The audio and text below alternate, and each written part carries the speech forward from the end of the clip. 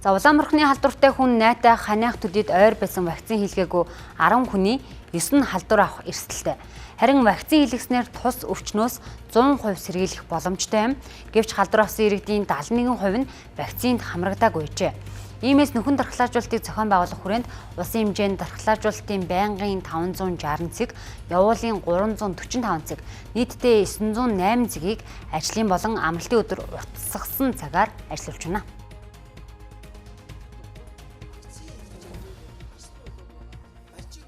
Одоо ингээд энэ Улаанбархны өвчний дэгдэлтэй холбоотой бол манай аймлаг бол ерөнхийдөө явуулын болон байнгын энэ цэгүүд ажиллуулж ажиллаж байна.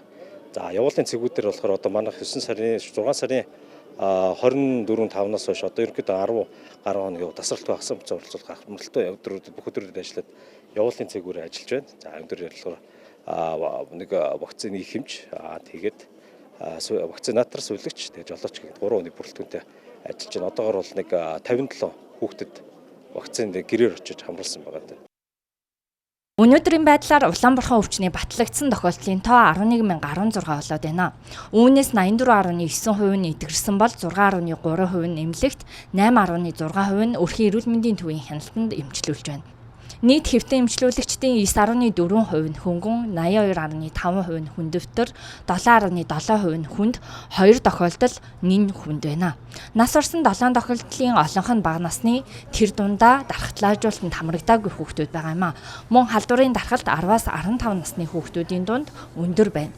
Улаанбархны халдвар нь сонсгол хараанд нөлөөлөө зогсохгүй зүрхний гаж үүсгэх эрсдэлтэй, харин вакцинд хамрагдсанаар урт хугацааны дархлаа тогтох юм а.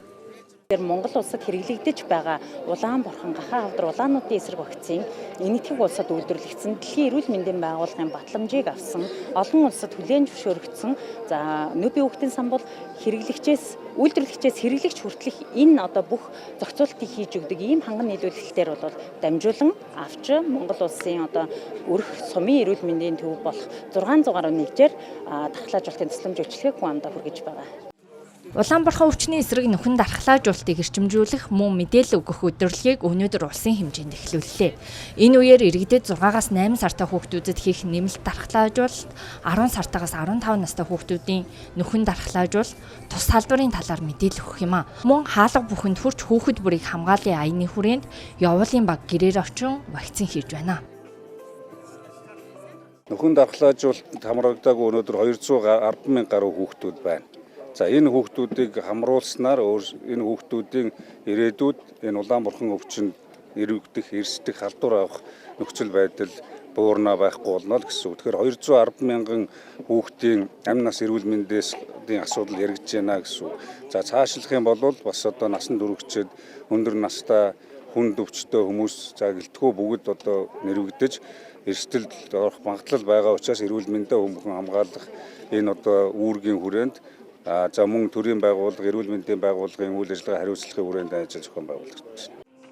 Эрүүл мэндийн салбарыг 6 дугаар сарын 23-наас 7 дугаар сарын 11 хүртэл өндөржүүлсэн бэлэн байдлын зэрэгт шилжүүлсэн. Мөн Улаанбархан өвчний хариу арга хэмжээ дархлаажуулалтанд засгийн газрын нөөц сангийн хөрөнгөнөөс 5 тэрбум төгрөгийг шийдвэрлээд байгаа юм а. За мөн Монгол улсад суугаа